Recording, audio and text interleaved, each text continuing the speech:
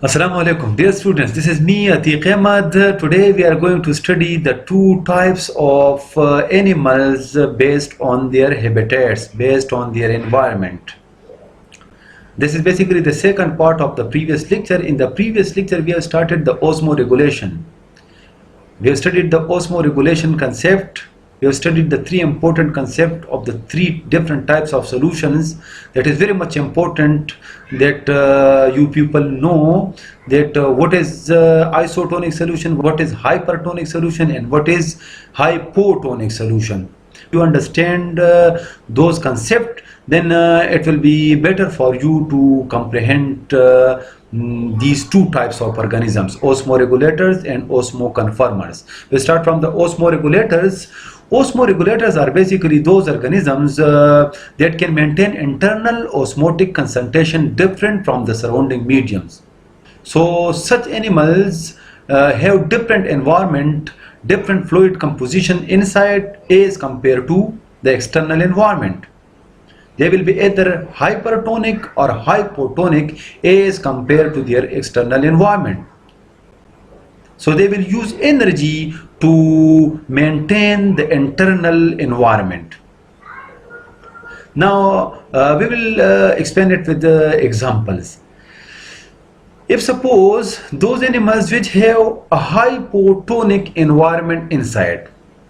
Now hypotonic environment inside means that inside the body the solution have less solute concentration and high solvent concentration comparatively to the outside solution, that the outside solution has more solute concentration and less solvent concentration.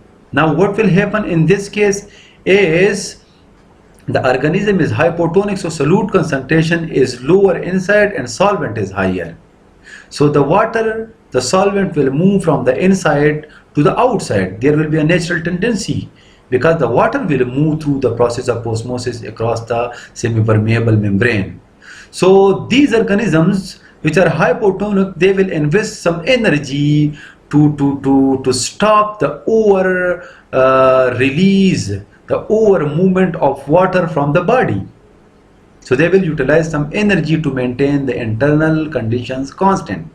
Now we will take another example, the hypertonic case, that those osmoregulators which have hypertonic environment inside. It means that they have higher solute concentration inside and less solvent concentration inside.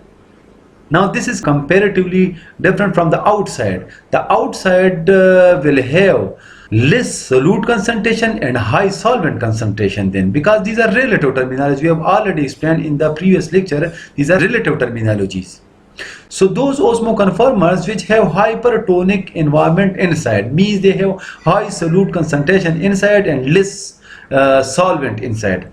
Higher solute inside and less solvent concentration inside. While the outside environment, that will have less solute concentration and more solvent concentration. What will happen? The water will move from the outside to the inside. Now this is a natural tendency that the water will move from the outside environment to the inside. So what will happen? As a result, there are chances that the animal will burst and simply they will die. So these organisms will invest some energy to stop or to reduce the influx of water from the outside environment. So osmoregulators basically utilize energy. In both cases, osmoregulators will utilize some energy to control the water gain and loss process in order to maintain the internal concentration of solute and solvent constant. Now the second type of organism, those are osmoconformers. But before proceeding towards the osmoconformers, we will have a look at the examples, that who are osmoregulators. All land animals are osmoregulator, almost all of the freshwater animals are osmoregulators, and most of the marine vertebrates are osmoregulators. Now we will proceed towards the osmoconformers. Osmoconformers are those animals that change the osmotic concentration of the body fluids according to the surrounding medium, the surrounding environments. These are isotonic to their external environment. Osmoconformers, basically they have the internal environment which is isotonic as compared to the external environment. What it means? It means that they have the same solute and solvent concentration as compared to the outside environment. Now what these organisms will do? What will naturally happen basically? Naturally, if both sides are equal and in the inside of the environment have the same solute and same solvent as compared to the outside, so this is not the case that the molecule will not move in this case. Again the molecule will move, but what will happen? Equal amount of molecule will move across the organism. Means that in case of osmoconformer, if suppose 1000 water molecules move from the inside of the organism to the outside, so 1000 of water molecule will move from the outside to the inside, so there will be movement of solvent molecules but in equal amounts. So these organisms do not have the requirements of expenditure of energy, because they have isotonic environment and they change their internal environment according to the external environment. If suppose in the external environment the solute concentration is increasing, so what they will do? They will stop the release of water then to the outside to balance that change, and in all other cases they will adjust themselves to that particular environment. We will move towards now the examples.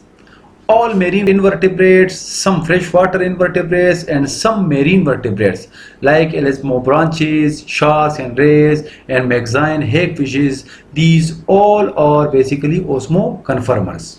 Now we will move towards some diagrams. Osmoconformers versus osmoregulators.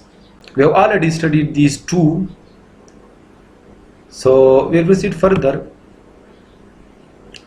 Osmoregulation, balance of uptake and loss of water and solute. This is overall osmoregulation, balance of uptake and loss of water and solute. Controlled movement of solute between internal fluids and external environment. We will study this diagram in the next lecture, inshallah. This is enough for today. See you with a new fresh lecture next time, inshallah. Take care. Allah Hafiz.